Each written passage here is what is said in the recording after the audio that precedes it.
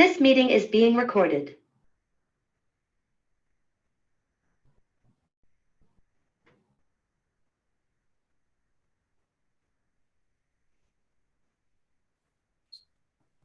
All right, and I'm going to share tonight's agenda here on the screen just to give you an idea of some of the things that we will be going over this evening. Starting with a very brief overview of some of the next steps, resources, and ways that folks can support our Fox community after the fire that occurred Friday night. And I just wanted to say, on behalf of Catherine and myself and Dwight, who's not able to be here this evening, a huge thank you to the Second District community, to the city community, for coming together since then and offering support in a myriad of different ways. It is hugely appreciated. And to those who are who have kids at Fox Elementary, we really want to be here to support you. And so I will share some of those resources on screen in just a moment. And then following that, we will have an update from our public safety partners at RPD, from 3rd and 4th Precinct Captains Faith Flippo and Don Davenport. And then Ms. McKeechan, our Commonwealth's attorney, will be joining us to give us an update as well. And then we will get into a series of really important presentations on things going on around the city. And if at any point you have any questions for myself or one of our presenters, just go ahead and drop your questions into the chat. And then towards the end of the program, once we know we don't have any Zoom bombers with us, we will also allow folks to unmute themselves as well. So I'm going to stop sharing my agenda screen for a moment and start sharing some of those resources that I referenced. And so on the left-hand side here, you will see contacts for some folks that are a great place to start when it comes to next steps with Fox Elementary. Obviously, starting with our Second District School Board member, Mariah White, who Catherine has been working very closely with since Friday evening to help coordinate response. And while Ms. White is not able to be here tonight at our meeting, the reason for that is that school board is actually having a closed session to discuss next steps at Fox Elementary and the siting possibilities for the students at Fox going forward. And then they will also be having a budget feedback session this evening as well. Grady Hart, who is actually, we are proud to call a Second District resident, is the RPS Community Partnerships Coordinator, and he's a great first place to turn to if you are looking to offer support or looking for ways that you can help. And Ty is the RPS Education Foundation Executive Director, who can help if you are looking to donate resources, money to RPS to help support the response. On the right-hand side of the slide, you will see a number of great resource pages, and I will drop a link to this page here into the chat so that you can actually click those links. I know that links on a page are not all that helpful. So that'll be in the chat in just a minute. And with that, I will turn this over to, let's go in numerical order. So Captain Flippo and then Captain Davenport with RPD. Thank you very much. I appreciate it. And thanks for letting us come in here today and speak to the group and give a report on crime. So I'm the 3rd Precinct Commander, and generally, or what I can say as an overview, our property crime is down, but we need to make sure it's only slightly down, and we need to just continue to be vigilant in our package thefts. A lot of our numbers come from catalytic converter thefts and then packages that are left on the front porch. So I would really challenge you that if you're going to get a package delivered and you know it's coming on a Friday and you're not going to be home till Sunday, just be mindful of that those are items that it kind of advertises for an individual to come by. We've gotten some good tips from citizens, so thank you for sharing your videos. Please continue to do that. And that's something our detectives can use as their investigation, but please just be smart with package thefts, also with leaving your vehicles unlocked. it does definitely invite people to come. They're always checking on door handles, and they will rummage through your stuff in a heartbeat and take your valuable items. So keep your doors locked. Be mindful of what's on your front porch. And also Catalytic Converters has been basically destroying nationwide a lot of our vehicles. So just park in well-lit areas. Be mindful if you're hearing sawing in the middle of the night, please call us and say something. So we're not going to think you're crazy or anything else. We definitely want to know if you're hearing something suspicious. We got a tip just last week about someone calling in off of Midlothian Turnpike about they heard some sawing, and it actually led to arrest of 3 offenders. We just did a media release on that, and they were hitting up a lot of our vehicles along Midlothian corridor. So please, it does take us all together to work to reduce our crime. But violent crime is up, but most of our area, it's concentrated to the bar areas where there's fights and there's domestics. However, the past 2 years, we are historically at a 7-year low. Like these past 2 years have been our lowest years in crime in general in the last 7 years. So even when you're hearing about a slight increase, it still doesn't compare to what our norms have been in the previous years. I think, Sven, you did talk, you wanted me to talk slightly about the incident with the dirt bikes, and it was one of my sergeants that was injured. Our hit and run detectives did a phenomenal job with investigating and identifying the individual that was responsible for that. And I know we have talked with a lot of council people. Catherine reached out immediately to send her condolences and check on the sergeant, which we greatly appreciate. And the officer or sergeant is doing fine now. He's recovering. He's back to work, which is wonderful. They were able to identify an individual and make an arrest. And we're hoping that maybe making this arrest will be a message to people that you can't come into the city and act a fool like this. We also are working on looking at different legislation and what we can do to maybe do stricter guidelines for dirt bikes in the city. Right now, you can't have a dirt bike in the city, but our issue is pursuing a dirt bike and being able to catch them. It's a dangerous situation, but as you can understand, police car versus a dirt bike, it gets a little bit more complicated, and we have to consider public safety as a whole in those types of situations. But that's all I got right now. Is there any questions? Thanks so much. And just once again, if folks have questions, please do drop them in the chat or raise your hand and you will be unmuted. And if you don't have any questions for Captain Flippo, we'll turn it over to Captain Davenport. All right. So Don Davenport, I have 4th precinct, and what that means for the 2nd district, it's predominantly Carver, Jackson Ward, Monroe Ward. We call it Newtown West, large portion of Scott's Addition, and Faith and I split the VCU area. And just to make sure we're all on the same page, Faith and I split 3rd and 4th precinct. Really, it's Broad Street. We have the north side. She's got the south side. So I'll just go over some crime stats in those neighborhoods because I just pulled specifically for my neighborhoods. And the biggest one that jumps out here, and really a lot in 4th precinct as a whole, are any crimes that have to do with cars. I think you've heard Faith talk about the catalytic converters.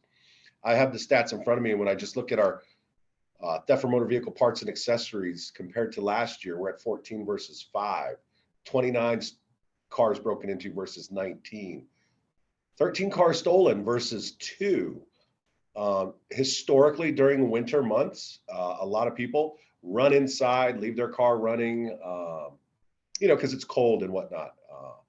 So historically, we've seen stolen cars go up during the winter, but this has been abnormal. So a lot of our crimes concerning vehicles, Faith already spoke about the catalytic converters. That is something that has been plaguing us for quite some time now. And I'm just going to throw it out there if you don't know already, but I just went and looked at our 2 Monday meeting stats. And if you've got a Toyota Prius or a Honda CR-V, those seem to be the 2 vehicles that get picked up the most. Some industrial pickup trucks do as well. But the biggest thing is I think Faith hit on it too, is if you hear something abnormal, please give us a call. We are having, a tough time trying to combat the vehicle crimes that are taking place. But that's kind of the update for the neighborhoods that I have in the 2nd district. And I'd be more than happy to take any questions from anybody that's online. Thank you. And I do see that we have one raised hand. And Yes. you should be able to unmute yourself now if you'd like to ask a question.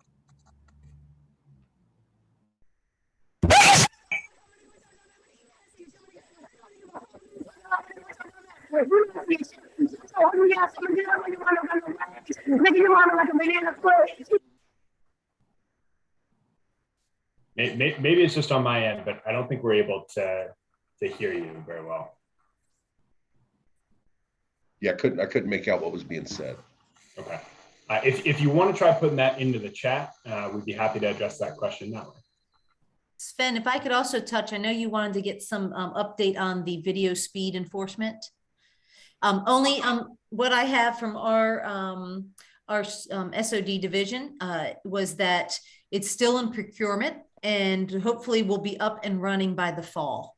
So it's something that we're hoping to get going. I know our Captain Gleason has been working on it and that they're just trying to work out all the particulars, but hopefully by the fall we'll be up and functional.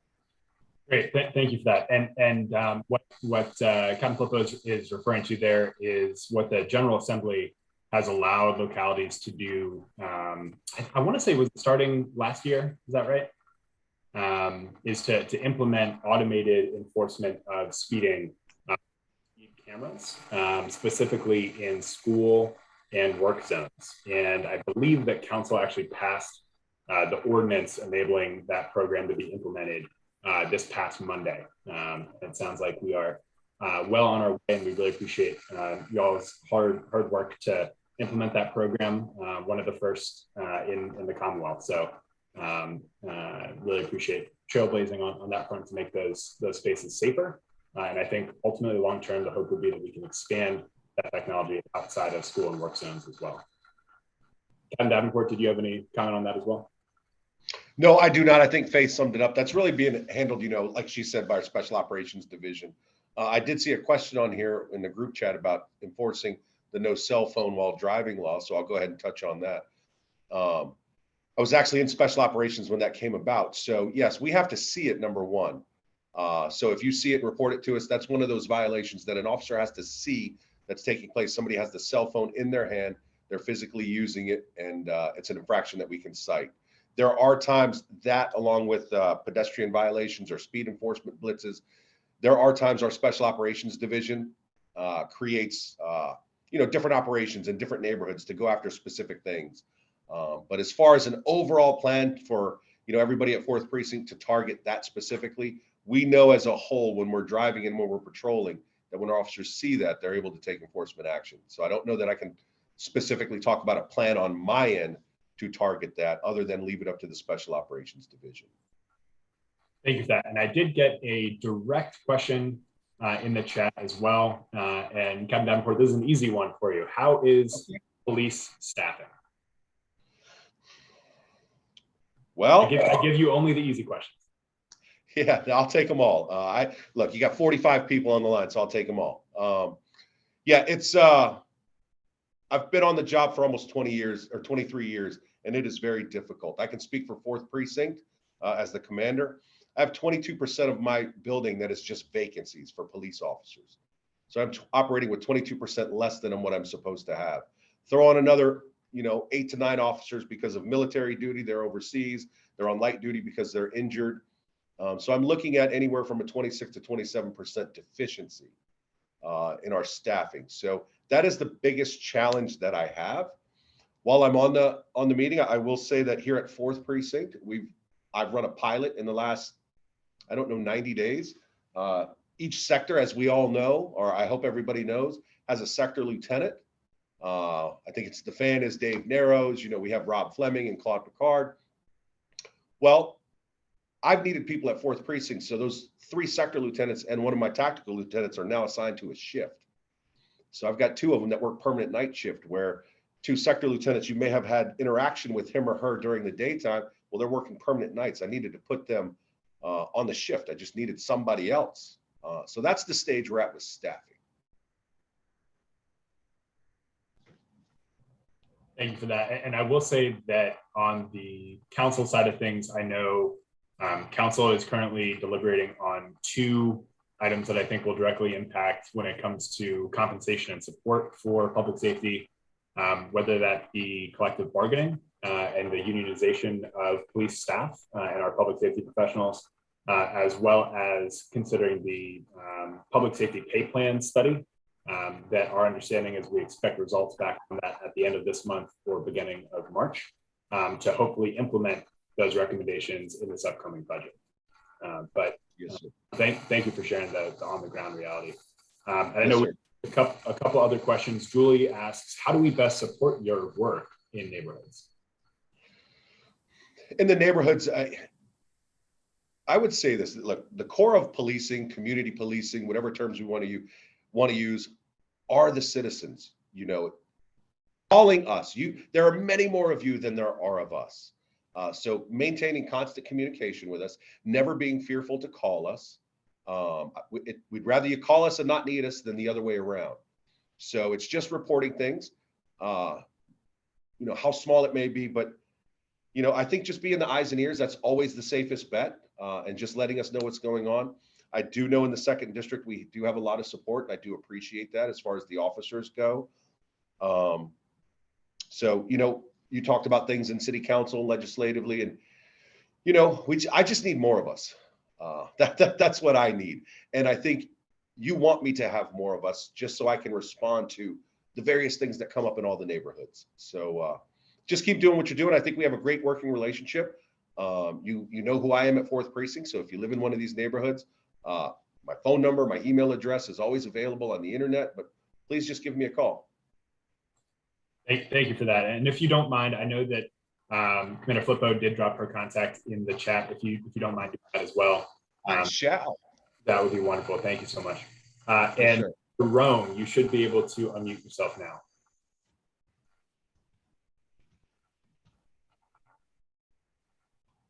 Oops. If you'd still like to ask a question, you should be. I don't know. I didn't have any questions, but thanks for giving me the floor for no reason. Hey, Jerome, I will always give you the floor. I thought somebody in the chat had let me know that you'd like to unmute. I think the people just want to hear from you, Jerome. There you go. There you go. But I'm good, but thank you. Sure thing. Thank you. And, I do not see any other questions at this time. If anybody does at any point, please feel free to also direct them directly to Captain Davenport or to our office, and we will get them relayed over. And at this time, I do not see Ms. McEachin in the meeting, but I believe that Allison Linscott is with the Commonwealth Attorney's Office. And Allison, I have made you a co-host, so you should be able to unmute yourself. And just real quick, to Captain Davenport, thank you so much for joining. And if you want to hang on with us for a little bit longer, feel free to do so. I will. I'll leave it about 5 or 10 minutes just to make sure no one has any questions. I know you've got a lot of important things out going on right now and not enough people to do it. So we really appreciate it. All right, Allison, take it away. Hi, everyone. My name is Allison Linscott. I am a supervising assistant Commonwealth attorney for the city of Richmond and also the 4th Precinct prosecutor. So I just wanted to introduce myself. If anyone ever needs anything from our office or has had the unfortunate opportunity to become a victim of a crime, my number is on the website and I'll post it here too. If you just have some questions about who the attorney that's going to be handling your case is, what to expect when it's coming up in court, you can feel free to give me a call. And yeah, just wanted to come introduce myself to everyone today. Thanks so much, Allison. And do you prosecute Zoom bombers? Because I think that's what I have a feeling that's what we're seeing. Yeah. So apologize for that, everybody. But Mr. Body has been kicked from the meeting. Does anybody have any questions for Allison? And Allison, if you'd like to drop your contact in the chat as well, that'd be greatly appreciated. Absolutely, will do. Thank you. If nobody else has any questions at this point, we can go ahead and get started with our first presentation for the evening to touch on our city budget process, which never really seems to end, actually, but is really starting to get underway now. And we've got nobody better to join us to talk about it than Jason May, the Director of Budget and Strategic Planning with the City of Richmond. And Jason, I've made you a co-host, so you should be able to unmute yourself at this point. I believe I have. Can you hear me? Yes, sir. Thanks for being with us. No problem. Can you see my screen? We can. Fantastic. Let's see. Forgive me. I'm not used to Zoom. I'm still a Teams person, so I will make my way through this. I was asked to come and give a presentation that I gave to council a couple of weeks ago. One of the things that we're required to do by code for the city is to give a 5-year forecast. Now, this traditionally has been around the revenues, but one of the things that we've done is try to expand it to not just talk about revenues, but to talk about some of the things that we're facing over the next coming 5 years and some of the strategies that we're trying to put in place to be able to meet those needs. There we go. All right. Again, this is required by city code. The staff to present a 5-year revenue forecast to council by July 31st. This is also a Government Finance Officer Association best financial practice. GFOA is one of the organizations that we look to be able to have guidance, to be able to look for best practices. And this is one. Again, not just looking at what we're facing today, but looking at what we're facing over the next 5 years. And oftentimes what we're building to is a 10-year forecast. One of the things I do want to put a disclaimer out is that this PowerPoint is a couple of weeks old. And at this point in time in the budget process, my numbers are jumping all over the place. I will tell you that I was in a meeting earlier today at 1 o'clock, and by the time I went to my next meeting at 3, I had new numbers. And so please, I mentioned to council, and I will mention to all of you this evening, please don't get lost on numbers. These numbers are out of date and they're moving relatively quickly at this point. We're on the precipice of presenting the mayor's budget on March the 4th. So we are literally 16 days away from doing that. So we're closing up and starting to get things to where their final spaces are going to be at.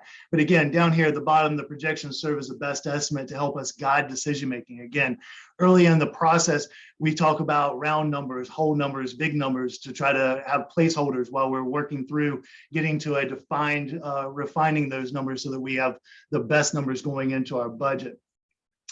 So I always start with, so what do you know? Early on in my career, I've been doing budgets for almost 20 years now.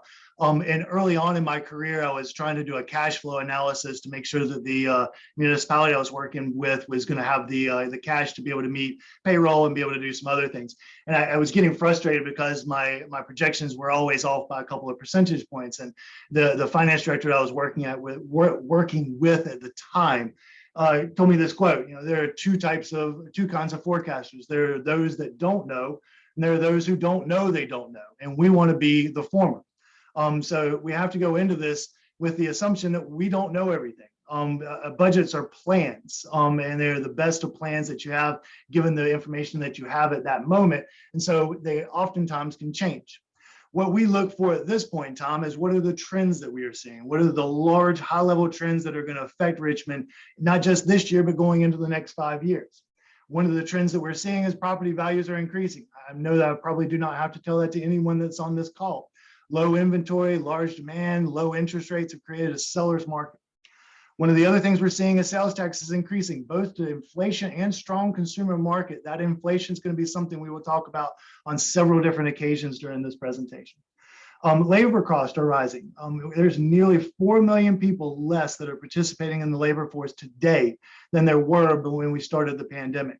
What we're seeing is that when the Great Recession happened in the late aughts and early teens, was that retirees were coming out of retirement and going back into the labor force.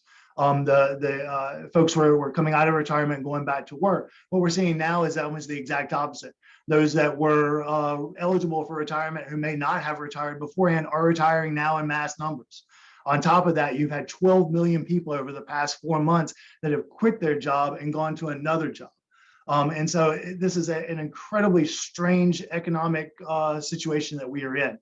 We have a strange economy on top of a pandemic, and that does not lead to very straight line progressions when you're trying to forecast out revenues and expenditures.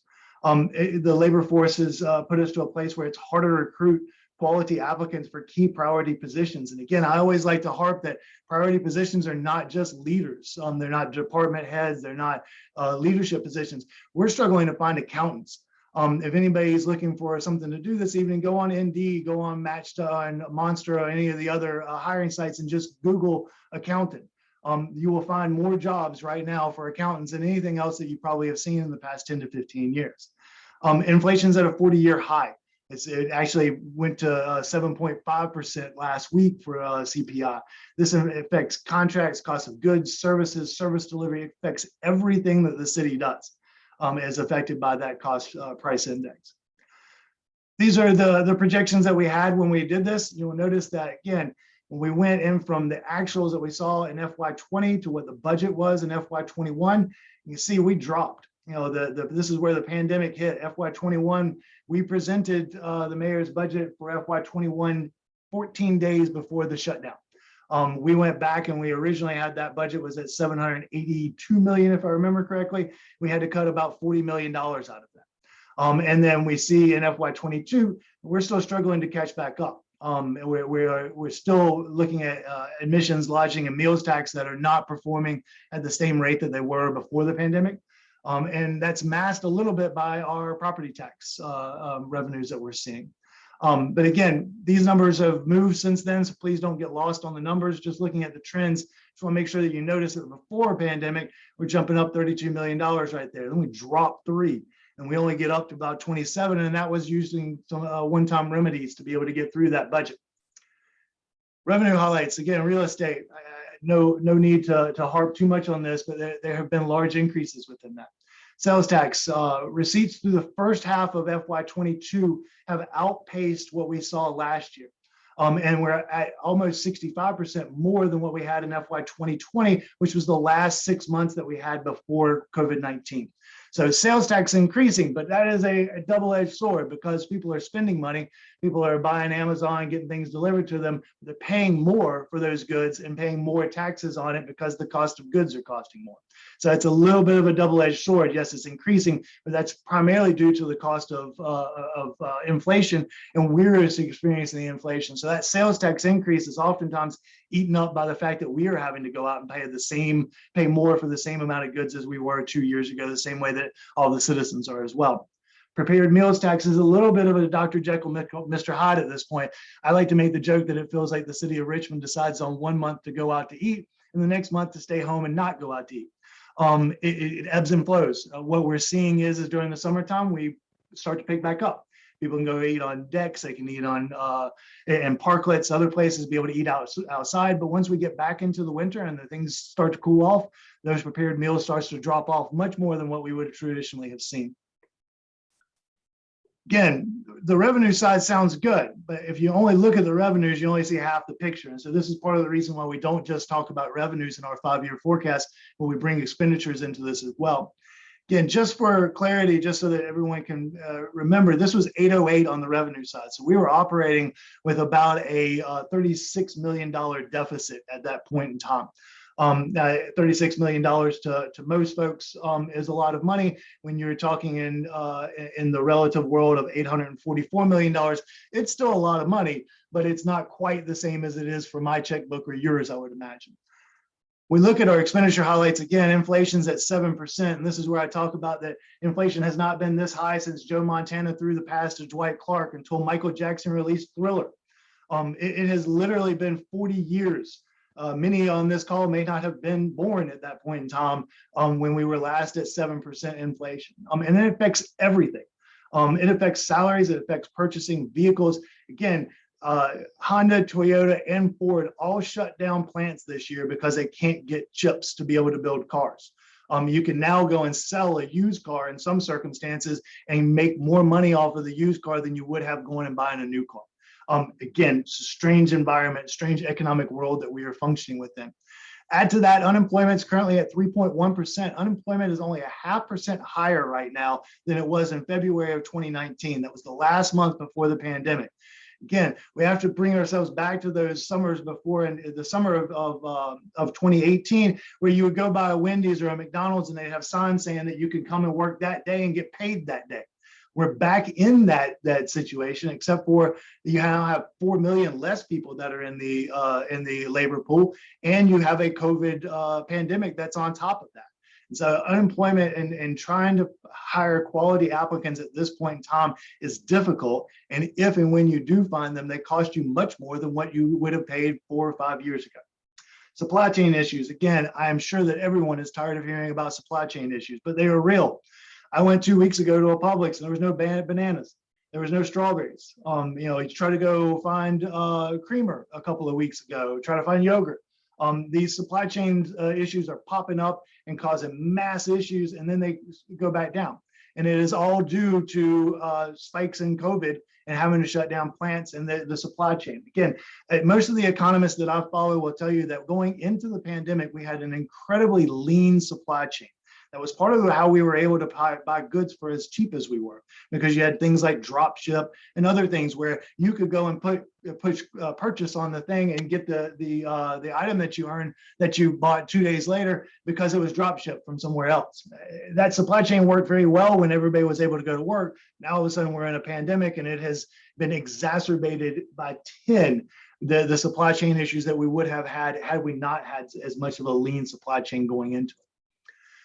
Again, areas of focus for us, cost of living adjustment. Again, most municipalities, most employers provide a cost of living adjustment that is based upon what you're seeing in inflation. So again, inflation right now is at 7.5%. Now, most economists that I follow do not believe that it's going to stay at 7.5%, but that is the $10 million question: is does it go back to 5? Does it go back to 4, to 2, to 3, 6? Where does it end? And if you know that answer, please send me it so we can go on Wall Street and make some money. But I don't think anybody really has that answer right now. There's lots of good ideas around there, but that's one of the things that we're trying to understand. One of the things that most people don't quite grasp when we're talking about city government budgets is that we are here on February the 16th, and we are making assumptions about payroll that will not happen until June of 2013. That is literally 14 months away. And so that is where this is as much of an art as it is a science. And we have to be able to read these trends and be able to look at it. The city annual required contribution to retirement's going up, both for police and fire and for general employee contributions. Health insurance, again, health insurance is another one of those areas that just continues to increase. It is the one area of the economy that is probably growing faster than anything else at this moment.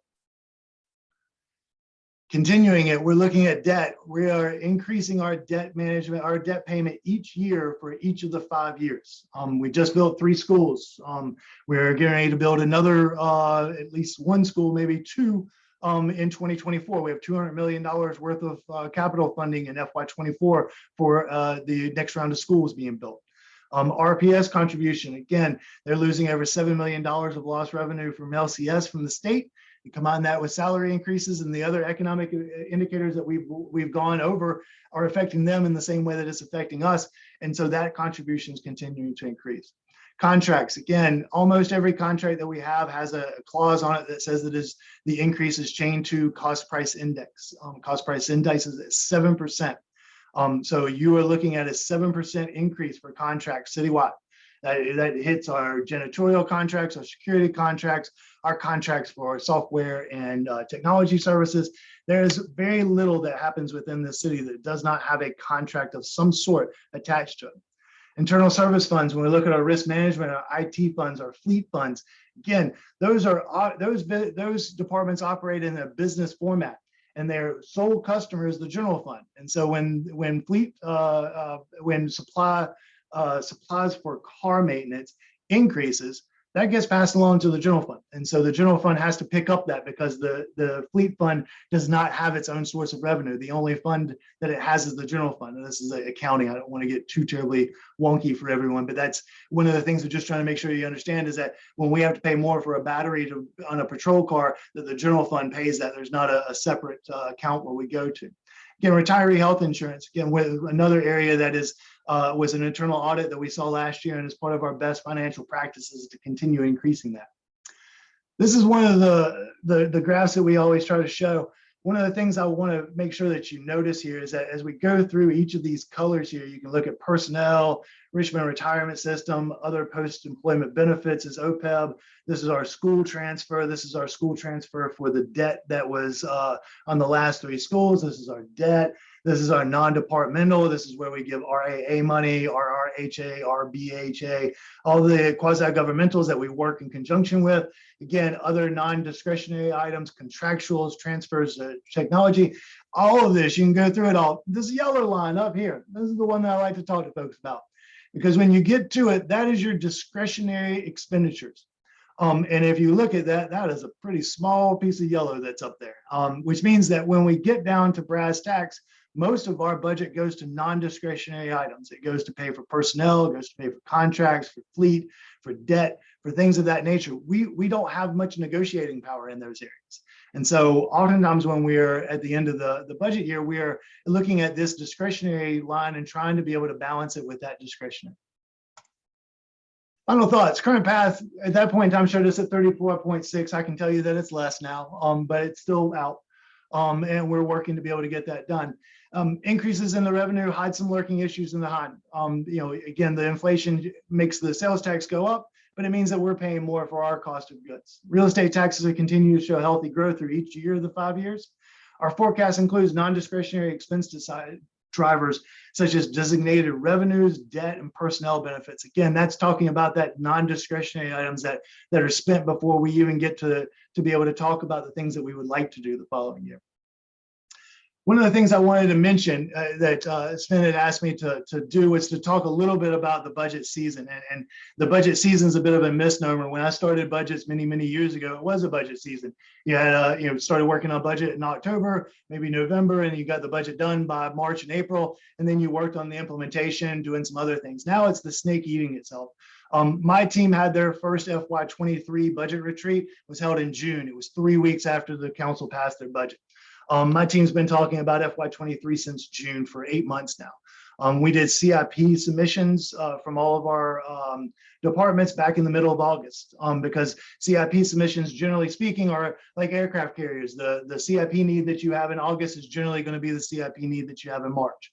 They were talking about large scale capital projects. The HVAC system that you need to repair probably hasn't changed in that 3 months, but again, it may. We did a 5-year forecast request in our FY23 enhancement request, which is enhancement means that this is what we're asking departments what they need above and beyond where their current budget has them at. We started that process back in October. We did departmental presentations to the cabinet, took place in December, back before the holidays. And then I gave the 5-year forecast to the city council in January. I bring that up because this is the annual budget cycle timeline that we produced last year in conjunction with our friends in PI, Public Information and Engagement. And I always like this because this is a forward-facing chart, but it starts in January. And again, my team's been working on it since back here. And so it doesn't quite talk about all the things that my team's doing behind the scenes here. But what it does is it gives a very good understanding of what the public-facing part of the budget cycle is. So we're here in January. We're not in January, we're in February, but we've been doing budget planning for the past 5 to 6 weeks.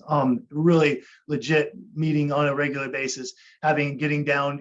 I liken creating a budget to making homemade ice cream. And in June, those numbers are very, very fluid. They're very, very liquidy. And as we go through it and continue to churn and churn and churn, we get to a place where those numbers start to firm up. And when I start to understand what a COLA will cost me, how much a public safety pay plan is going to cost me, how much RPS is going to need, and I get to a place where I can do that. The mayor's going to give his presentation this year on March 4th. Again, this was from last year. Mayor presents his proposed operating capital budgets. And then from there, the city council begins their budget work sessions. They've already released that schedule. I believe their first meeting is actually right before the mayor presents his. And then during April, the city council continues those budget work sessions. And again, there's public hearings. Again, I'm not sure if they'll be virtual this year. They were last year. And this is where council members get their feedback period. Then by the May 1st, the city council has to start introducing amendments to the budget, and the budget has to be passed by May 31st in order to be able to be put into place. In June, my team starts to complete all those final revisions that have been made to the budget. And then on July 1, we upload the new budget into the ERP system, and we all get to start this again. So I just gonna want to walk everyone through because again, this kind of tells half the story. I think there's a little bit more of the story behind the scenes. But with that, I'm more than happy to try to answer any questions. Again, I'm not in a position where I can talk specifically about specifics of the next year's budget. But if we have questions around high level or trends or things that you have questions around, I'll try to do my best to answer any questions that you may have. Thank you so much, Jason. And I'll say that I just dropped the city council proposed budget schedule in terms of those first public meetings and opportunities for feedback into the chat. And that is available on the city council page as well. And that does anticipate us having our first work session where we really work this through in detail and discuss council priorities on the 28th. So go ahead and mark your calendars for that. And Jason, we just saw a question in the chat. Could you drop the presentation in the chat? And I know that you also gave this to council, so there should be something up on Legistar already. Is that correct? Yes, it should be, but I added a couple of slides to this. I'll try to see if I can do that. If I can't, then I'll try to send it to you, and if you might be able to make it available to the group. Happy to. Yeah, thanks for the extra credit on the presentation, Jason. I appreciate it. So I know that there were two questions that I saw in the chat while Jason was giving his presentation. The first from Debbie has to do with the mayor's proposed property tax rate reduction. And I do believe that that is tied to the potential passage of a casino referendum this coming November. So Jason, to the just general budget impacts, did you want to speak to that at all? Do you have anything else to add on that? I really don't have too much more to go into with regards to that. It's still a little, it's a little bit further out to be able to project on it. I know the mayor has pushed the proposal to reduce the property tax rate by I think 2 cents related to the casino, but I really don't have too much more to be able to speak to that. That's still it's still a little bit further out for what I'm looking at right now. Just trying to get through June, right? Trying to get through March. Then I can go have I can start to go home on the weekend, so that'll be nice. Yeah, we're trying to help you get there. And then Julie asks, the governor's food tax proposal could affect the city. I understand that 1% of food tax goes back to localities, and I do believe that's the grocery tax proposal that Governor Youngkin submitted. And I want to say that there are competing proposals in the House and Senate as to how to handle that. But are you able to speak more to that? I can speak just very high level on it. I know that the legislation out there, I believe I saw yesterday that there was another bill, either another bill added or an amendment added to it that would hold harmless to the local localities. It would just work. It would just be the state's portion of the grocery tax. So that would hold us harmless. I will say that there was a number of bills early on in the legislation that we were tracking. That's one that we're still watching and still trying to pay attention to. But I think that's still a little bit early to talk too terribly much in detail on it. And just to provide a little bit of context around that, the state portion, I think, generally is earmarked towards transportation funding. Yes. Projects. And so, I think it's one of those instances where it's important to understand the interplay between what gets funded at a local level, what gets funded at a state level, and we may still see the impact of that lack of funding at the state level because so many, particularly of our larger transportation infrastructure projects, are cooperatively funded at that level. Yeah, for additional context, then I think last year, don't quote me on this, but I believe that there was about $30 million worth of federal, state, and regional funds within our capital transportation group. That again, that is federal and state dollars that we do not have to use local dollars to be able to pave roads and be able to build bridges and be able to do street maintenance repairs. So that was part of our concern. I still there's just an awful lot of movement around that legislation right now. Yeah, but Julie, it's a great question, and thank you for asking. It's a good reminder that we are at the mercy of our neighbors across the street from us on Broad there quite frequently. So I really appreciate you keeping tabs on that as well. Does anybody else have any other questions? I haven't seen any in the chat, but if you'd like to raise your hand as well, we can recognize you and you can ask it yourself. And while folks mull on that, I will just say I dropped again the link in the chat to Council's proposed budget schedule that will really get kickstarted the 28th. As Jason said, this really got kickstarted mid last year in terms of some of the ideation and the proposals from different departments in the city. We are really excited to see what the mayor has proposed in March.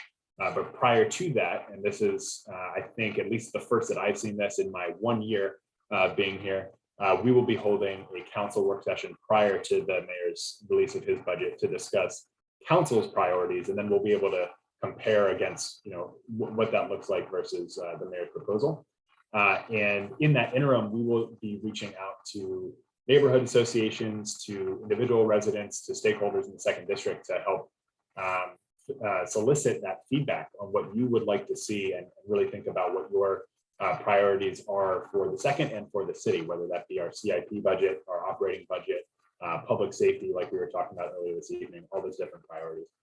So Jason, thank you again for your time this evening and for just being a wealth of knowledge on these issues. And I'll give one more opportunity if folks have any questions. Then the only thing I would add to that is the one thing that I always like to make sure that if folks understand is that our total all-in budget for the city is about $2 billion.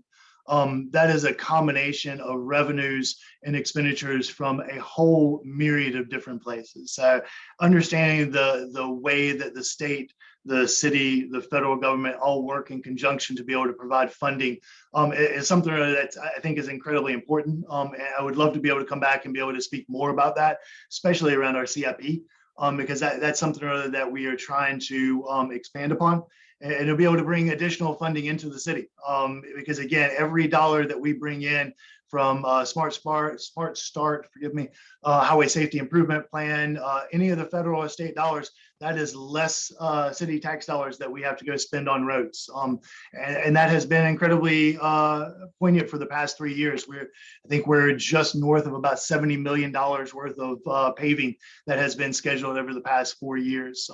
As I hope many of you have been able to see roads get paved and potholes getting fixed. We're seeing that on our customer service response numbers.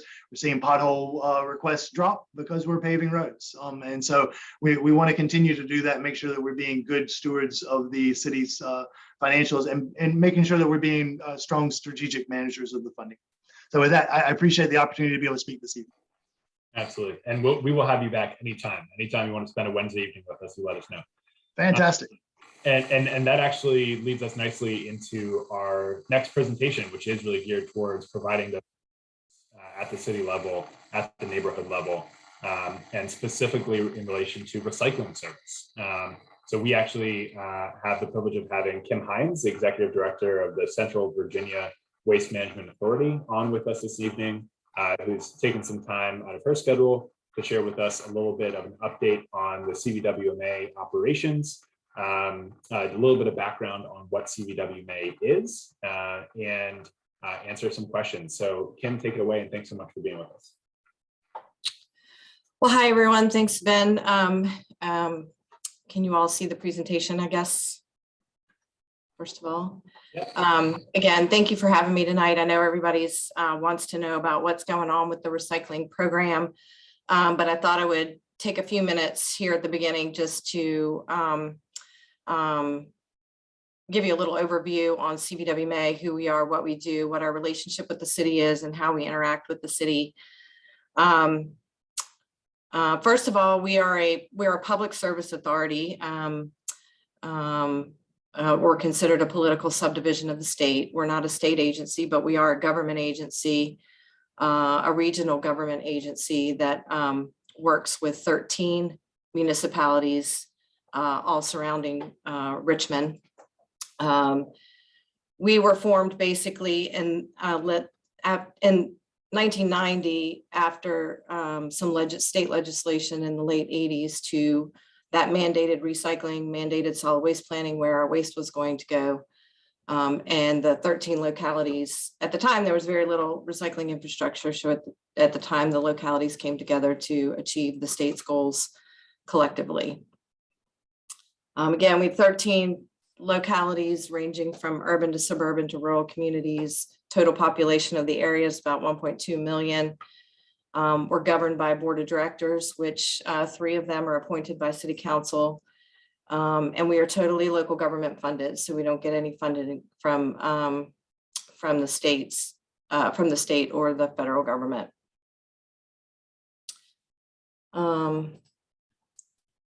So, and what we do is we work on behalf of multiple localities to provide a menu of services that they can pick and choose from that best serve their needs. As I mentioned before, we have a diverse region. Curbside recycling might not make sense in a New Kent County, for instance, but so we're providing the service. The benefit to Richmond and all of the localities is the economies of scale you get with combining resources to provide a service. So just highlighted some of them here that Richmond participates in. Of course, we're going to talk more about the curbside recycling program and drop off a little bit here. We do not do any of the operations ourselves. CVWMA contracts it out to the private sector for on behalf of the localities. So we are working with contractors to provide the services to you all and to the citizens of the city. Just a little bit about our organizational structure, how we work. We're kind of like the middleman between the city and the contractors. As I mentioned, we are putting out a procurement for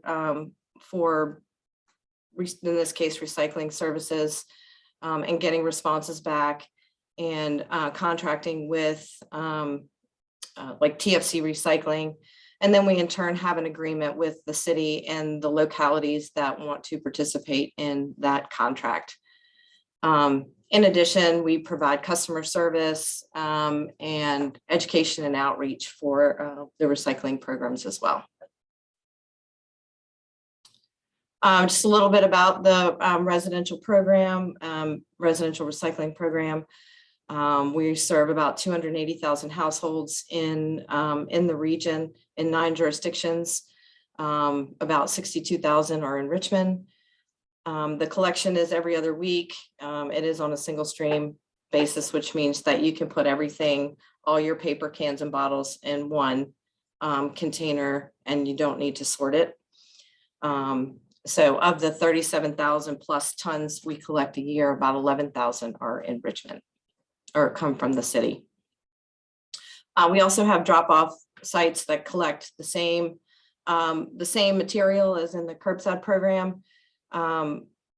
For folks that maybe aren't eligible for the curbside program, or to use in between your recycling days if you need to. So those sites in the city, there are 4 of them that you all can visit. One at Robin Hood Road, one over on Forest Hill Avenue, and then each of the transfer station and convenience center sites. All right, so I know that you all are on because you want to know what is happening with the delayed recycling collection. So I wanted to give you a little update there and kind of let you know what we're doing about it. Just a couple things that led into some of the significant delays in the last month, or really since the holidays. Our contractors, TFC Recycling, experienced some significant COVID outbreaks after the holidays amongst their drivers and helpers on the trucks. So over 50% of their workforce had been, over the last 5 weeks or so, have been in varying stages of recovery and quarantine and things like that. Also at the beginning of the year, we had snowstorm and some cold temperatures that delayed getting started on collections on time. So that put us behind a little bit too. And then plus the holiday volume. So I guess the trifecta, if you will, the significant volume that tends to be on the curb after the holidays. Also, several of our contractors are experiencing driver retention shortages of drivers. And to drive a recycling or a garbage truck, you have to have a CDL license, which is a special license, and they're just they're not getting applications for those types of positions as much as they once did. So there's so they've been struggling to retain, and then there's been some sort of bidding wars, I guess, that are going on with drivers and those types of folks on the trucks. So this has been sort of a snowball effect, and and they are hiring new people, and when you have new drivers on the routes, it leads to more misses. It takes longer to learn some of the unique alleys that are in the city. So at one point we got to where collections were almost a whole week behind, and we've sort of flipped the red and blue weeks there for a while. And once they got that far behind, it became more difficult to get caught up.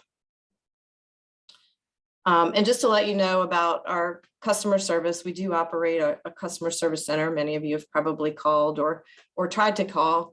And on a normal basis, right now we have 3 folks that are working in customer service.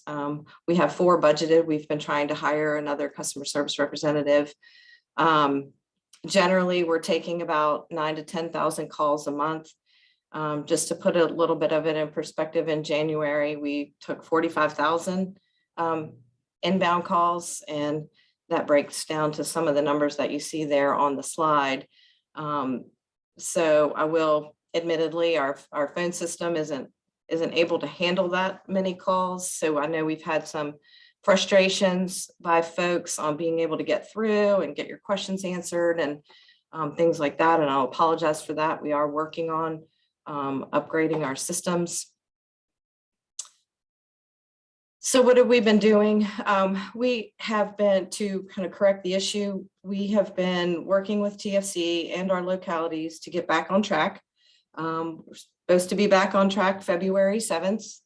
And back on the regular schedule. If you get your collection schedule, the Red Week is February 7th. So we were starting back on Red Monday that day.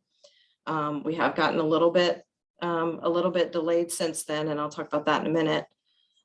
We've also been trying to use every method that we have to notify you all, update residents with the best information and the most up-to-date information that we have.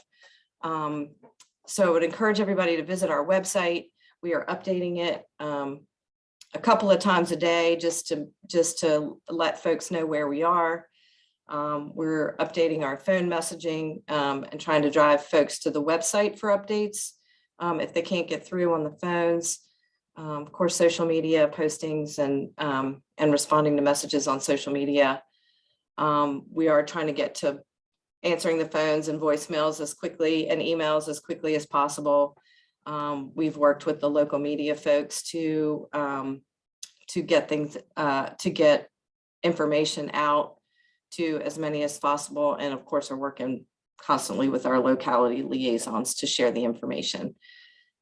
We're also, like I said, working on hiring another customer service representative and working on our phone system to better be able to handle an increased call volume when we're in situations like this. I mean, we hope that there won't be any more situations like this, but we need to do better planning for these types of things. So now I know you're thinking that you said you were going to be back on schedule February 7th, yet we've still gotten off schedule. So are we lying to you? No, not intentionally. We are just, again, it's sort of the best information we have at the time. So they did start on Red Monday, February 7th, back on schedule, and all went well. They are still down a few drivers and helpers, some sick and some they need to just hire and fill positions. Again, in that very first Red Week, February 7th, last week, they were still, because of the delays, there was a lot more volume on the curb, so which means more trips to the recycling facility, which takes a little bit more time. And I don't think I mentioned this earlier, but the recycling facility is in Chester. So they are driving down off of Route 10 to dump and then head back to their routes. Again, drivers moving around amongst the private sector companies. And so dealing with, again, driver shortages and people quitting or, and that sort of thing. They did work last Saturday to try to finish up the red week. However, they did not. So so they collected some of Red Friday this past Monday, which again delayed the blue week in a few areas. So as of today, we are almost a whole day behind. They've started on some blue Wednesdays, but not very much. So what's the plan? Ideally, we'll hopefully get through the blue week by the end of this Saturday. I'll say hopefully. I don't want to make any promises, but that's certainly the goal. Feel like we're in a little bit better position this week as there is less volume on the curb than last week. Much of the blue week got picked up 2 weeks ago, so that's getting back to more normal volume. Should also have more workers on this Saturday than last. TFC is hiring drivers and helpers as quickly as they can and getting them trained and getting them out there on the routes. So they're encouraging and training helpers to be drivers so that they have a backup plan. Again, they're not getting too many applicants, but they are working on that every day. We are continuing to share updates as we receive information, again, hiring and upgrading our phone systems and our messaging capabilities as best we can. I would encourage you to sign up for our, we have an email reminder that normally we're sending every 2 weeks to remind folks of their collection days, but we are sharing information through that email reminder. So if you sign up for that, we are trying to send emails when we can about delayed information. So again, we're not in an ideal situation, but that is, and again, this is not an excuse, I guess, just an explanation of what's been happening and what we were doing to try to get back on track for the future. Hope for the future. Thank you so much, Kim. Yeah, I'm happy to answer any questions that you might have or. Thank you. And I think the 2,000 calls a day call volume kind of spoke to how much of a hot button issue this has been. It has. Your and your staff's work through some really difficult circumstances. And I will say to the bullet that you included about constant communication with liaisons and localities, you guys have been fantastic. And my dog is not happy with this conversation. Have been fantastic with communicating with our office and trying your best to address issues when they do arise. So thank you so much for that. See a couple of questions in the chat from Jerome. Could the collectors be more proactive in pink tagging the trash cans that can't be dumped? And that's some jargon that's outside of my wheelhouse, but. Say that again. Could they, what was the question? I'm sorry. I believe it was, could the collectors be more proactive in pink tagging the trash cans that can't be dumped? And Jerome, I'm happy to let you unmute if you'd like to follow up on that. Yes, they are supposed to do that on a normal basis. Tag those that have what we call contamination in it, things that are not recyclable. They are supposed to tag them and not collect them. Occasionally we do get, we do some courtesy dumps, if you will, to get those cans emptied. I know we struggle a little bit in the alleys where there's a lot of foot traffic and things that end up in the recycling cans that maybe the resident didn't intend on or didn't put there themselves. So we do try to, and especially if it's really bad, they won't pick it up. But they do have tags that they're supposed to be using, and we will certainly reiterate that. Thank you. And we did get a question about just how can folks help? Is there anything that residents can be doing on an individual level to help make sure that this runs a little bit more smoothly? To help get us back on track? Yeah. Or, certainly, being sure that that your material is prepared properly, that you have the right things in your bin will help. Will help with the efficiency if they don't have to do too much inspection of what's in it. And then just making sure it's out on time. I know folks sometimes don't like to leave it out if it hasn't been collected, but it's really helpful if you can just leave it out until it's collected. And if, especially when we're on a delay, and if, checking our website for delays, and then really, if you can email us or, try to contact us if it wasn't picked up when we said it was supposed to be picked up, as soon as possible, so that we can try and get somebody back over there quickly. Because the way the routes work is, the Monday folks, the Tuesday routes are next to the Monday routes. And so if we know on Tuesday that your Monday wasn't collected, somebody is close by and could get back over there. And then Chris asked, are the large recycling containers north of Arthur Ashe empty of an option? And I believe, Chris, you're referring to the site at Robin Hood Road, but correct me if I'm wrong, I'm happy to be there as well. What was the question about those? The large, are they? Chris, you should be unmuted.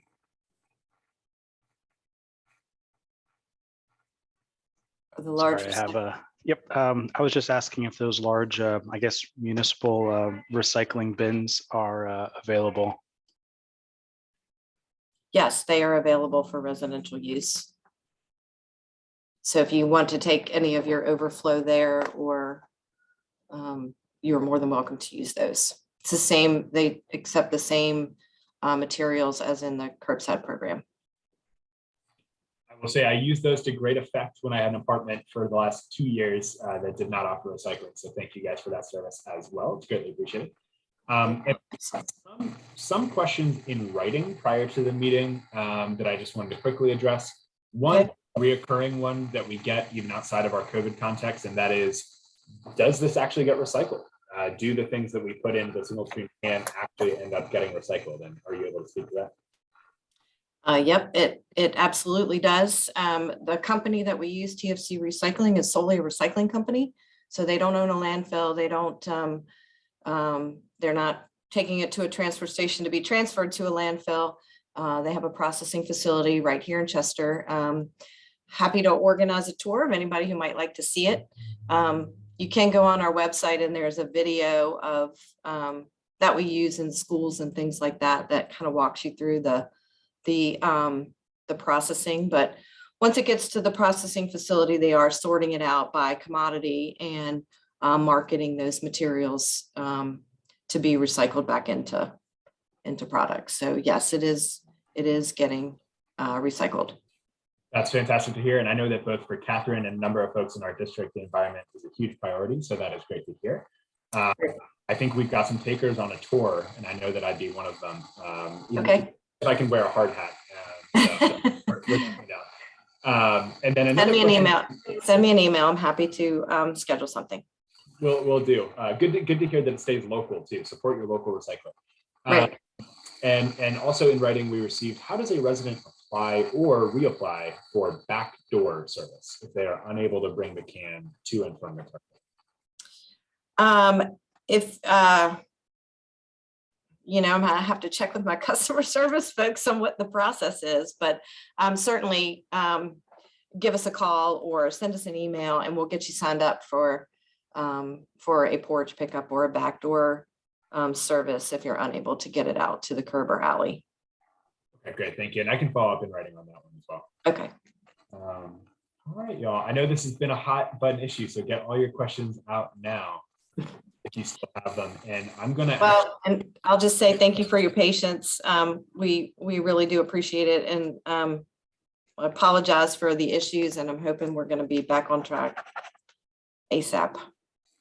Well, we're all in this together. So I think we've got 40 people on the call tonight who agree wholeheartedly. I've now allowed everybody to unmute themselves as well.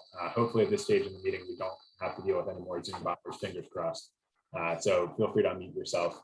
But if there are no other questions, Kim, thank you so much for your time and for the work that you do.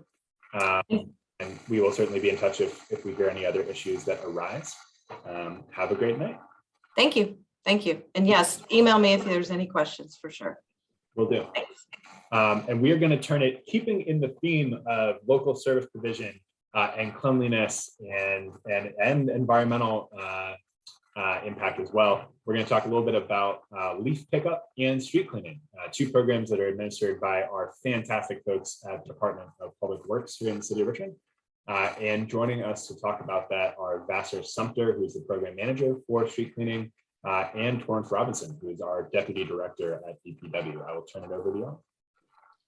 Thank you, Sin. And again, I'm Torrance Robinson. I'm the Deputy Director of Operations in the Department of Public Works. And I'm joined by Vassar Sumter, who's the Program and Operations Manager over the two programs, street cleaning and the leaf collection program. I'll start by just giving a brief overview of each program that we manage. Number one, the street cleaning. We're responsible for over 22,000 lane miles of streets throughout the city of Richmond. And that street cleaning program consists of a residential program along with what we call a permanent sign-off program. And that's typically in your CBD, in your downtown business district area, where we have permanent signs that we clean the street on a weekly or bi-weekly basis. Within that program typically runs from April to October annually. Street cleaning, it's hard, you can't do it in certain, under certain temperatures. And Vassar may get into some of that later, but that's why we run street cleaning. It's conducted from April to the beginning of October. So oftentimes of late, we've been able to get into November with street cleaning. However, in October, we switched to our leaf collection program is activated. So leaf collection, we're typically averaging about 10,000 to 11,000 tons of leaves collected from October to the beginning of March annually. And that program consists of, it's primarily request driven. We're getting probably about 3,000 residents that participate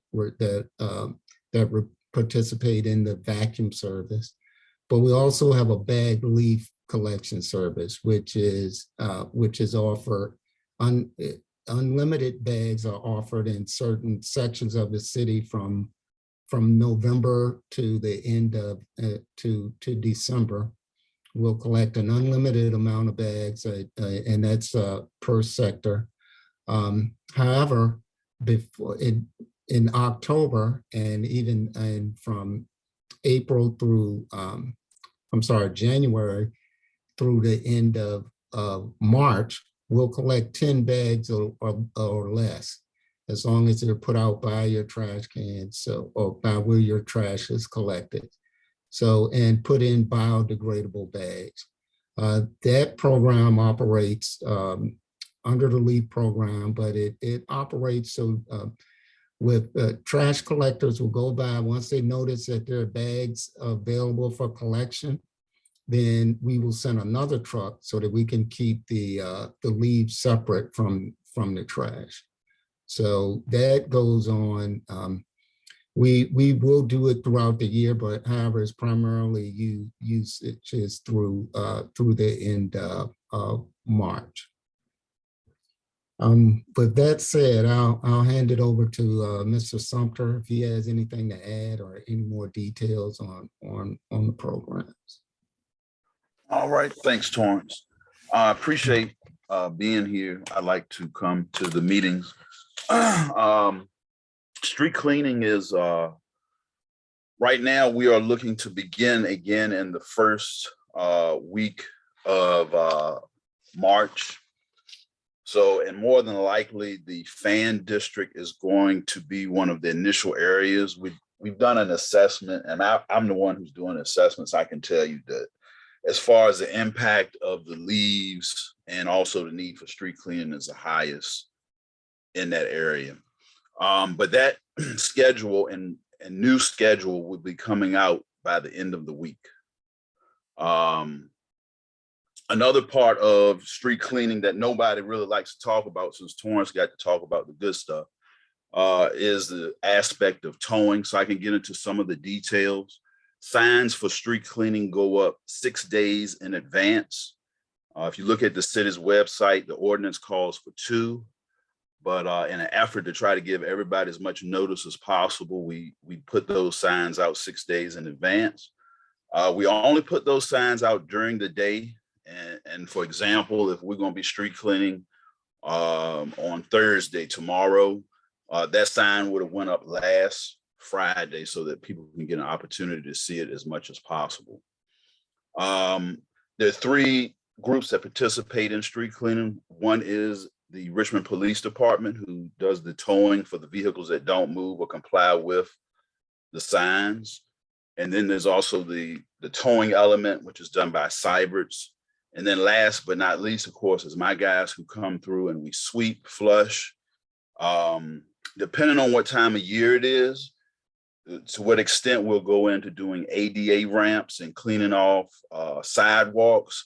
However, the policy or the city ordinance is that the citizens maintain those areas, but we are also responsible for keeping those materials out of the drain and the sewer system for the city, and especially in this district's areas that it encompasses, which is predominantly all of the CSO, the combined sewer overflow.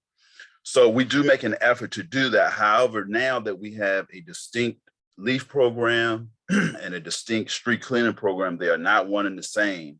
A lot of residents think that street cleaning means I can put my leaves out in the street and my anything else, but it really does have a big impact on what we're able to accomplish in the day. And it also has a big impact on DPU stormwater, who we also work hand in hand with to determine which areas need sweeping the most, because obviously it impacts them the greatest when those materials that are out for collection don't get collected, but instead, go down the drain. So it's a big process, but it's definitely something that's necessary to be done. And the main thing I wish I could convey to folks is that the more you use the LEAF program as it's designed, whether it's bagging it, bringing it to our locations, or calling for the $30 pickup, that helps us during our street cleaning so we can really focus on getting up the true debris that's out there.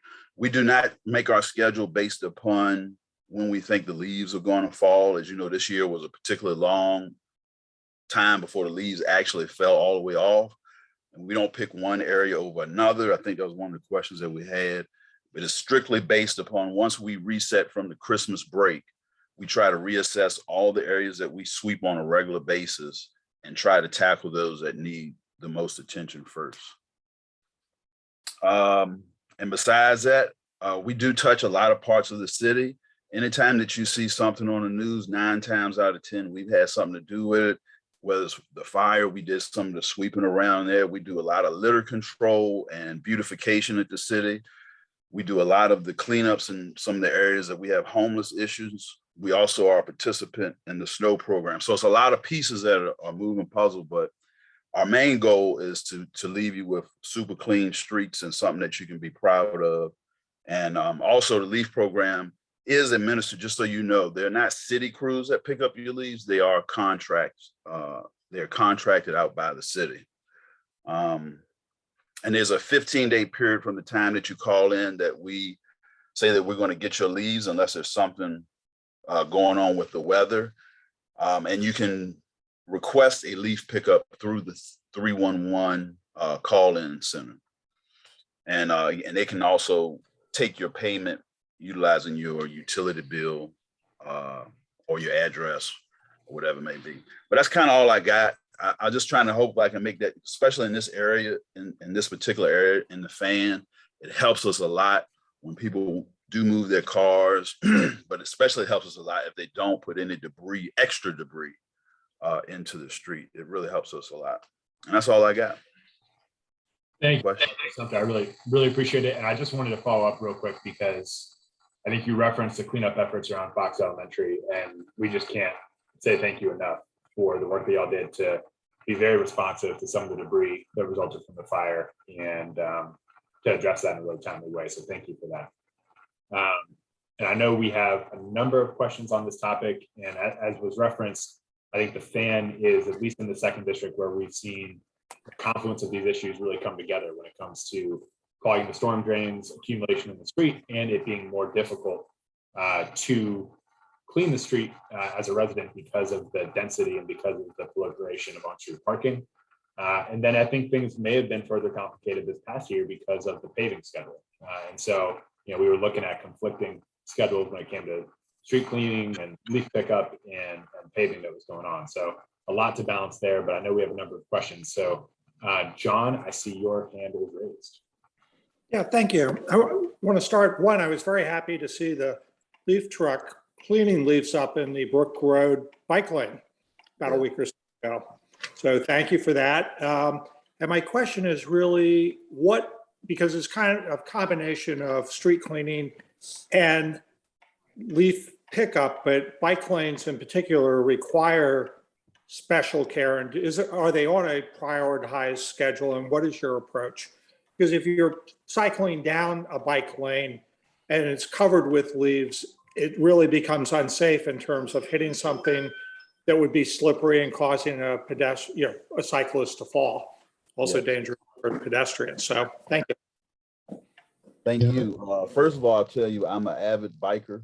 So now, as far as the bike lanes go in the city of Richmond, as you all know, it's been an explosion of bike lanes in the city. And basically all that maintenance falls upon street cleaning, which we already do maintain Brook Road, but obviously not at that high level. And the bike lanes have presented some interesting challenges.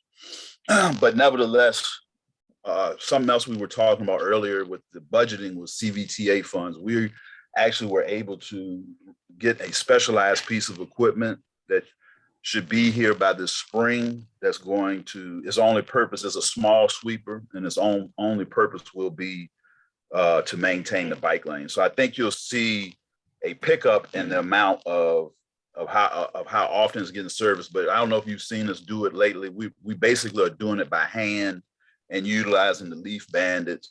And that's just simply because we kind of got to tone down our equipment to get it into those narrow corridors. But we're going to try to maintain them the best we can until that piece of equipment comes in. And then you should definitely see an uptick in maintenance. Very much appreciate that equipment.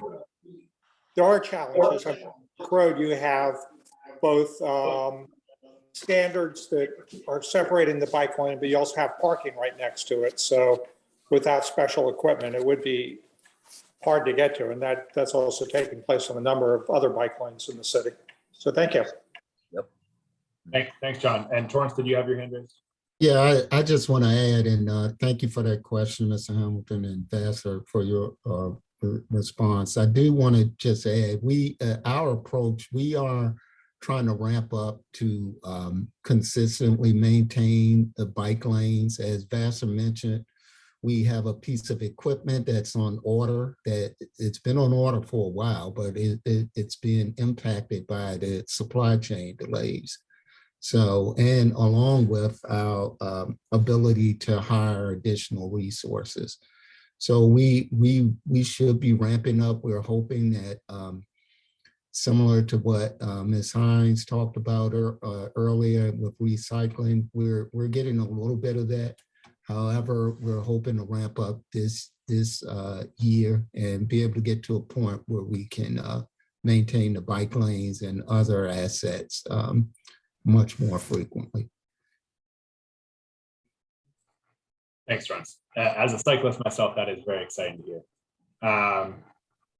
So we had a number of questions come directly to me. So to clarify the extent of the cleaning that did happen, and I believe was scheduled in November of last year in the fan area, are y'all able to expand a little bit on what areas were covered, or was it in fact sort of the entirety of the street grid and the fan? Yeah, I looked up, it was November, we started in the area on November the 7th and 8th. And we had a rain date that had to be rescheduled. And I'm 100%, pretty much 100% sure that it was, but the reason why we do that, just so you know, is that we try to schedule that particular street cleaning as close to the holiday house tour as possible. And so that's kind of like why it's near the end of the season and you guys are somewhere near the beginning. Normally you're not first, you or maybe 1 or 2 after that, but we try to get it, of course, in the springtime because we're getting ready for the Monument 10K. So that's kind of some of the reasoning, or that's kind of like what it was last time. But when I looked it up, I really did not see anything that we did not cover because we had made it all the way up into the West End and we had got you guys all the way. So does that answer? Yeah, I think so. And I think at the outset, it had been referenced that there might be another round of street cleaning that may commence as soon as March. Is that correct? Correct. Yeah, the first week of March. So it is more than likely the start date will be March the 7th. Okay, great. But that'll be official. You'll see that come out on the city website, and it should be an announcement by the end of this. Fantastic, and we'll put that out there. And I've also dropped in the chat where folks can check out the street cleaning schedule that's maintained on the DPW page there. And forgive me all if I'm missing any questions in the chat. Feel free to unmute and ask them yourselves as well. I know a couple folks have referenced the issues that we see at it's Stewart and Meadow, Strawberry, and a couple other specific intersections in the fan where we have not just issues with leaf accumulation, but then water accumulation after even a pretty light rain. And that's something that we're also working with DPU to address in a timely way, because those are posing quite a big danger as well. And that's where these two things interact, right, and intersect as far as the leaf pickup and its impact on the drainage system as well. Correct. But as always, I'll put a plug in to RVA 311 and thank you to everybody who continually does submit those requests, upvote them if it's a recurring issue that's not being addressed. Really make your voices heard there, and then it helps us to be able to refer those issues to our partners with DPW and DPU as well.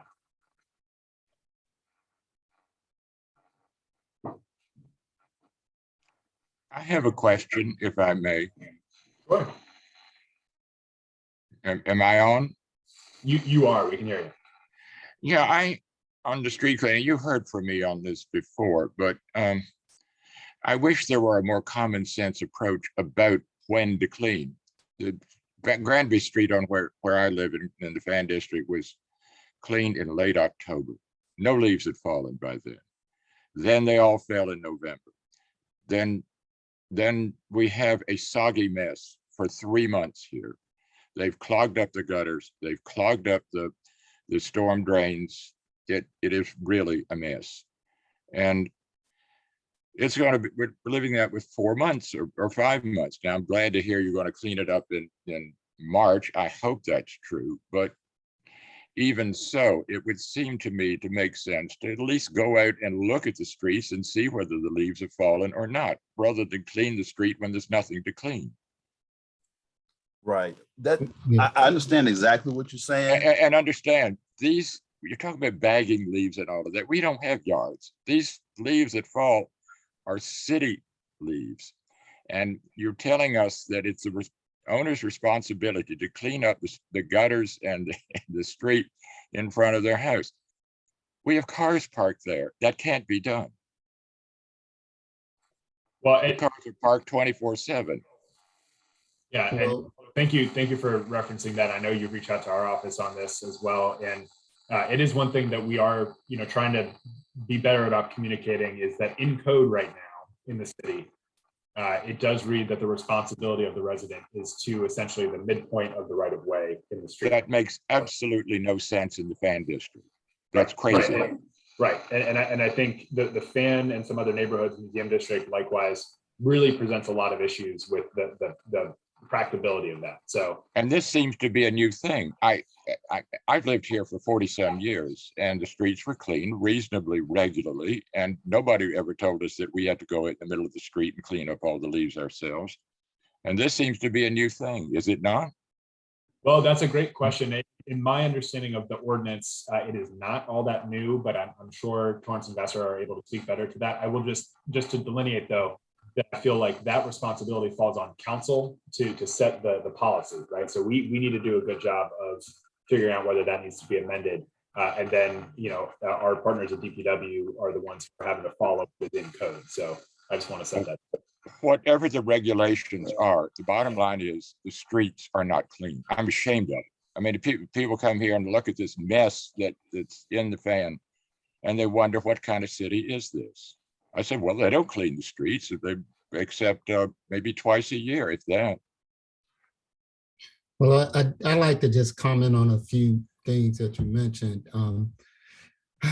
Operationally, it would be highly inefficient if we waited until all the leaves fell in certain areas throughout the city to collect. So we're responsible for the entire city with our street cleaning and leaf collection operations. So it does have to spread out, and it does have to it is time constrained and resource constrained.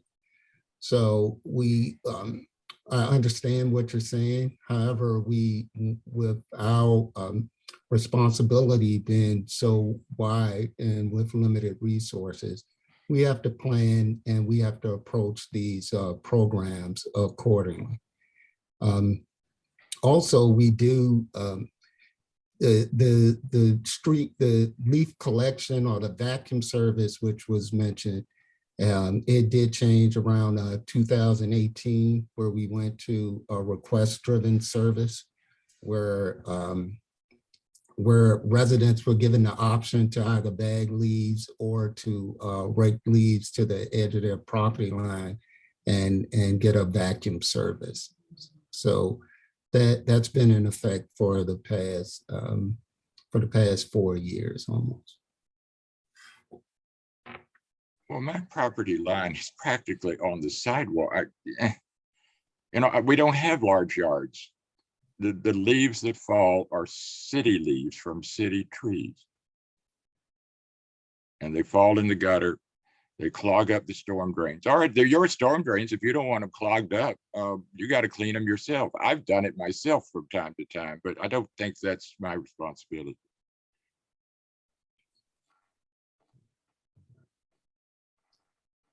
So we definitely understand your concerns, and we try our best to keep the streets as clean as possible. We've all been met with challenges over the past couple of years, and we're trying our best to navigate those. So we thank you for I your hope so, concern. because the streets definitely are not clean. And it's an ongoing conversation that I know that Councilor Jordan is engaged with the administration and with DPW on, as to whether we either could amend what is in code as far as the responsibility of the resident to be more attentive to situations like the fan, and or look at how we might be able to be more strategic with the calendar, so to speak, of street cleaning. So we appreciate that feedback, Mr. Lip, and we want to make sure that the program is attentive to the various different needs of different neighborhoods across the city. Well, that would be greatly appreciated if indeed you could get a program that makes sense and does work. And we got to provide to Mr. May's earlier presentation, we got to provide the budget resources and supports in staff and in equipment to our departments like DPW to make sure that they can effectuate it. So got to close the loop there. But thank you both for your time. Does anybody else have any other questions on either leaf cleaning or street cleaning, leaf pickup or street cleaning?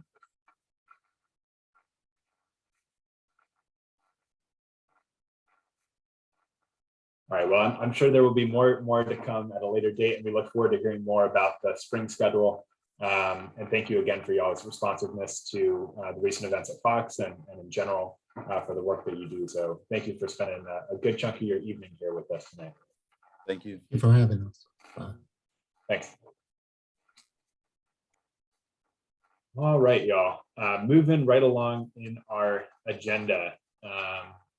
The last item that we had to discuss is actually a process that I know that a lot of the folks that are on the call tonight have been engaged with, and I thank you all for your participation in to date, and that is the city's redistricting process.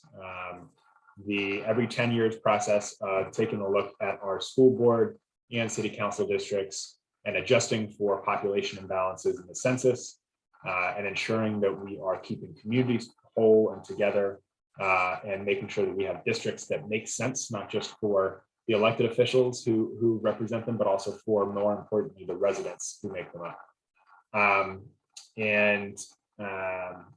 Chris, I'm sorry, I see your question now. While we still have Vassar, I see you on. For areas outside of the fan where leaves don't fall directly into streets and gutters, how much of the clogging is a result of leaf blowing by owners or contractors? Do you have a sense for that? Not much at all. We have some citation issues with some contractors, but no, I mean, it may be a handful. The largest majority is Mother Nature and what she contributes to the whole program. So, and she wins every year. So she really does. It wasn't easy on you guys this past year. No, not at all.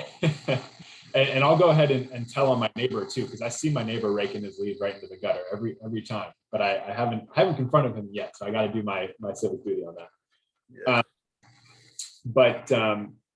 So yeah, switching gears into redistricting. Thank you again to the folks that have participated in the process to date, which has been an unprecedented one in the sense that Richmond is really, I think, trailblazing our process for redistricting and doing it in a way that is out in the open, transparent, engaging, and driven by community feedback to arrive at new maps.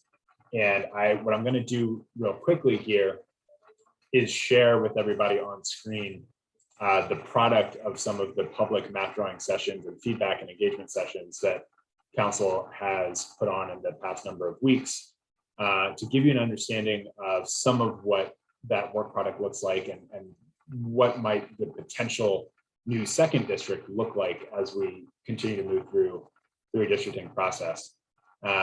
So what I'm sharing here is a site maintained by our GIS map analysts with the city that contains all of the demonstration maps that were worked out in a series of public map drawing sessions over the last 2 weeks that look at a couple of different approaches to addressing the population imbalances that we saw in the census and redrawing new districts.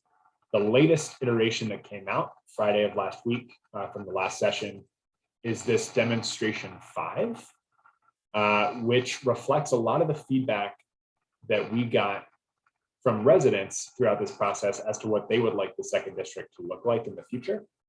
And this can be a little confusing, so let me go ahead and clarify here. The colors are the current council districts. So that blue outline, that purplish blue, is our existing second district boundary. The black lines are what the demonstration map that resulted from those meetings is. And so what you see here is the second is essentially the most impacted district in the city. And we knew that that was likely to happen given just the population trends that we've seen, the growth, particularly relative to the third district that is underpopulated and to the sixth district, which is also overpopulated. And so under this latest demonstration map that reflects a lot of that feedback, the second district would essentially, I think, the easiest shorthand would be, it's the city north central located just south of 6495. So we would lose a lot of our wonderful constituents in our north side neighborhoods in Rosedale, in Sherwood Park, and in Laburnum Park. We would consolidate our southern boundary along Main Street here, whereas right now it kind of dips up to Floyd and splits folks down the middle of the street, which can be quite confusing for residents. And then we lose the portion of the museum district here along Grace Street that we currently have. And we gain the neighborhood here that will be adjacent to the new Diamond District development, as well as the existing neighborhood of Newtown West, the apartment buildings coming in here in Lombardi and Broad. And those are sort of the major highlights as far as potential changes. Now, it's important to emphasize that this is not the new map, right?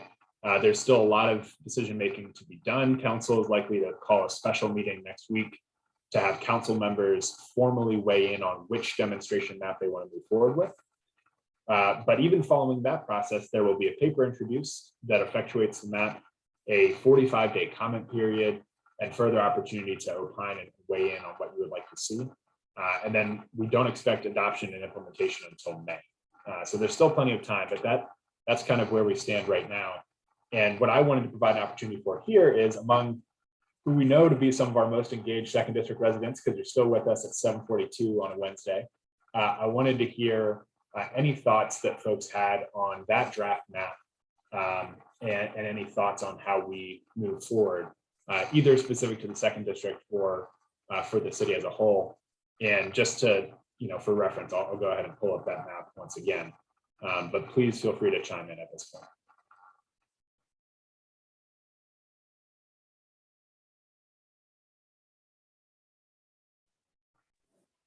And I will, I'm sorry, I think I just saw. So I'll highlight that one thing that arose during the discussion is with our city registrar and with our redistricting consultant is that there's actually a split precinct in precinct 213 here, which encompasses Jackson Ward and Carver.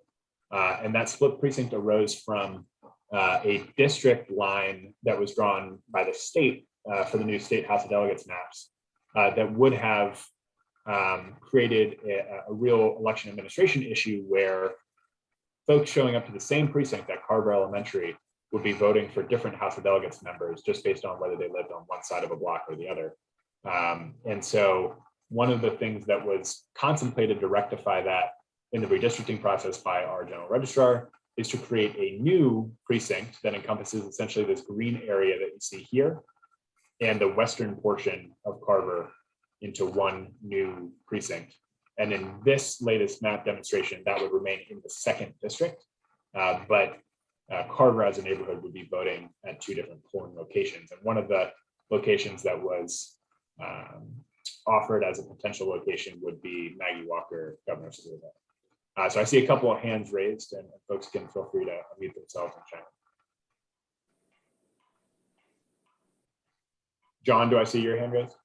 Yeah, I want to, despite being dumped by the second district, which is very disappointing, I want to compliment the city on the process. And I attended one of the earlier sessions, and there was at that point, a small section that had the third district going past 9564. But this last map that you're showing makes a lot of sense. Yeah, so I just want to say we are sad at the prospect of losing you, but it won't at least happen for another 3 years. So we've got that.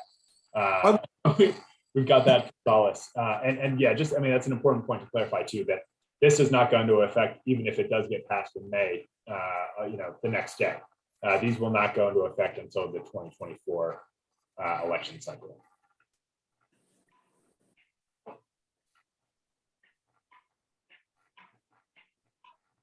And I will also share in the chat where folks can, and I'm sorry, Randy, I see your hand up. I apologize.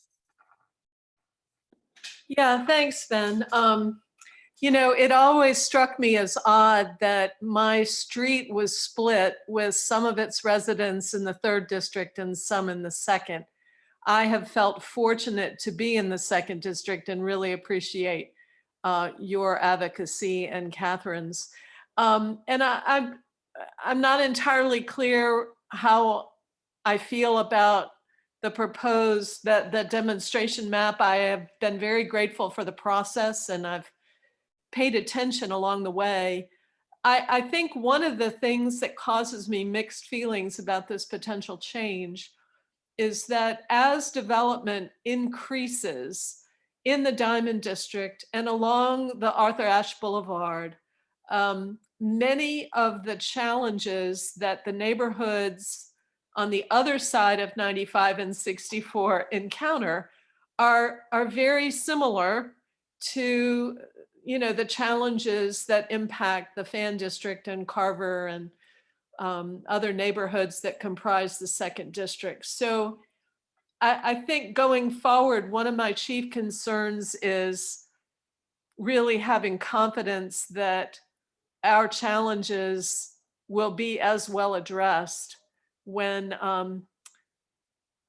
when we're separated from the adjoining district where advocacy for our challenges is so strong. Yeah, thank you, Randy. That's really good feedback. And that really gets at the heart of what a community of interest is, right? At a neighborhood level, at a super neighborhood level, at a district level, and how future development might impact that, I think is really important for us to think about that. What I can say for now is that we have a great working relationship between the second and third districts with Councilor Lambert. And I know that she would be excited at the prospect of picking up those neighborhoods and helping lead in that transition, should she run again, right? Or whomever were to take the helm there. We might actually see a cohesion in Northside to some degree, because right now, with the current map, you have a split essentially down the middle of Rosedale. You have a split within the middle of Laburnum Park. And so you have these very like neighborhoods and very like communities of interest that are currently split between two districts. And this would be able to coalesce those folks within one. But I think that's a very good piece of feedback. And if you haven't already shared it with our redistricting team, please do. And certainly we'll take that into consideration going forward.